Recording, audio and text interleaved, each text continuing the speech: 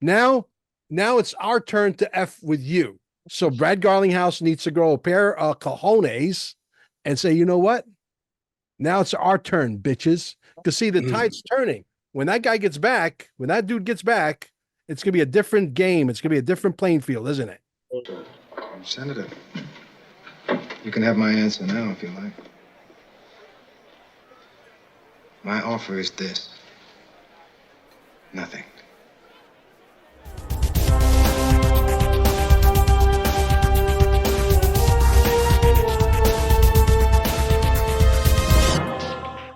Thank you. Well, my focus is a little bit different than the others here. I think you have some real XRP experts. That's not my calling. I'm on the fringe. My calling was I died in 68, and God gave me an assignment that I've been on. I'm an historian, is what I am. And I look at tipping points. So I'm going to tell you what I think about this from the historical perspective. Japan has to fall. China has to fall. The United States have to fall. The events of a couple of days ago, for those who know what they're looking for, predicts that as almost imminent. So let's take Japan first. Japan has had a population problem because they've got the oldest population in the world since 1980. They've been in stagflation. So there are devaluation, what's the word I want? Recessions. They've had zero interest until recently. They just raised their interest rates. That caused a ripple effect where people were borrowing money in Japan, cheap, coming over to the United States, buying stocks on the stock market. They then bought them in margin at 50% down. So now, since Japan raised their interest rates, all of a sudden they owe more on their debt over there. Since the stock market collapsed, they're getting margin calls on both ends. That's bringing Japan down, but it's also affecting the whole market. And then I just did a show today on a myriad of reasons why China is absolutely falling, and the principal one is that the real estate market is an absolute catastrophe. Basically, it's a $60 trillion bubble, the biggest bubble we've ever seen in the world. China's going to fall, and we all know what happened with America. And June the 9th, basically, we were no longer the world's reserve currency, technically speaking, and all three of those governments have to fall. Bam. The second that happens, do it up right now in my mind, because they're ready to pull those three bubbles and pop them and create the biggest financial collapse the world has ever seen, initiating the requirement, absolutely requirement for liquidity, and that's XRP. And so I believe, if I look at the time frame, I'm a historian. We always have an October surprise. I believe Trump has all the information. I believe he's going to release it in October. I believe that's what's going to trigger the collapse of the entire global financial system. And that's when we're going to see the switch thrown on XRP, and all those people who are in it are going to be happy. And then how I got into it is a very unique way. I'm the oldest one here. I'm 76-year-old. I didn't know anything about XRP, about crypto, about any of it. God wakes me up at my appointed time one morning and says, I'm going to give you an opportunity to invest in what is going to become the new world's reserve currency. Never has there been a situation in time where private citizens have had an opportunity to do that. And he says to me this: seek out the matter, which is what he always says to me. And he gives me this XRP.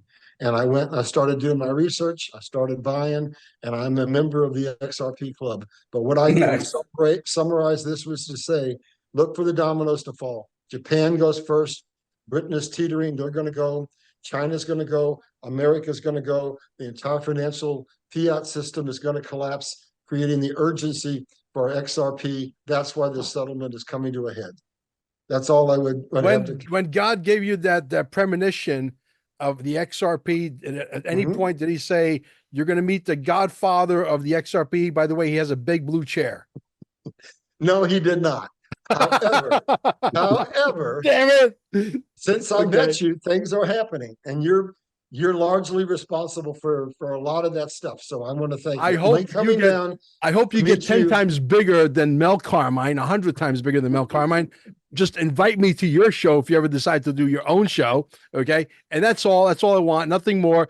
I want soldiers on the battlefield. I don't care if all the soldiers I recruit, if Darren would have listened to me 2.5, 3 years ago when we first started talking, I guarantee you Darren would have been much bigger than Mel Carmine. There's no doubt in my mind. Oh, stop. No, that's a Stop. fact. That's a fact. So, And so but would then Dino would have to go Frank get a job. Mancini, same thing. So, hey, I had a question, Larry. That was awesome. That was Thank awesome. you. The question is, just for clarity. So we got China, but we got the people of China, and we got the Communist Party. We have America. We have the corporate government, and we have we the people. I don't know what it is over in Japan. I don't know if there must be some bad guys that run the country, kind of rule the country. Do you think the Yakuza? Okay. So do you think that these 1, 2, 3 falls also though are the separating of the wheat from the chaff? Okay, biblically, to be that the Communist Party gone, that the gangsters in Japan gone, that our corporate deep state gone. Yes, the way I look at it from an historical viewpoint, Yep. you cannot look at Japan, Britain, China, the United States, Russia, India, any nation in the world as an autonomous nation making decisions in its own best interest. What has happened is the global financial elite, the people you're alluding to here, Sure. they have a profile. They drive nations into war. They Always. bankrupt them. Then they force them into a central bank. Then they buy the politicians in the 7 spheres of influence. So the only way to unravel this is to understand that when you see something happening, do not think about the nations that are implementing the actions. Think about how it aids the end goal of the global financial elite.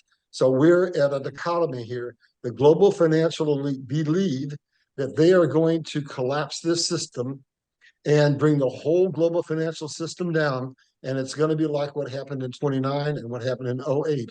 In 29, the stock market fell 90%, but that was a controlled crash. They made money on the stocks and the real estate as the bubble went up, and then they bought back stocks, and particularly in blue chip corporations afterwards. And that was a long process of forming the corporatocracy, where the central banks cause a collapse, come in and take hostile takeovers of all the blue chip corporations, and now they control them. Then they buy the politicians. That's the corporatocracy. That is the piece we see of the global financial elite. The people at the top, we don't know who they are. We may call them the 13 families, but by and large, we don't know who they are. But they have an agenda. And here's the agenda.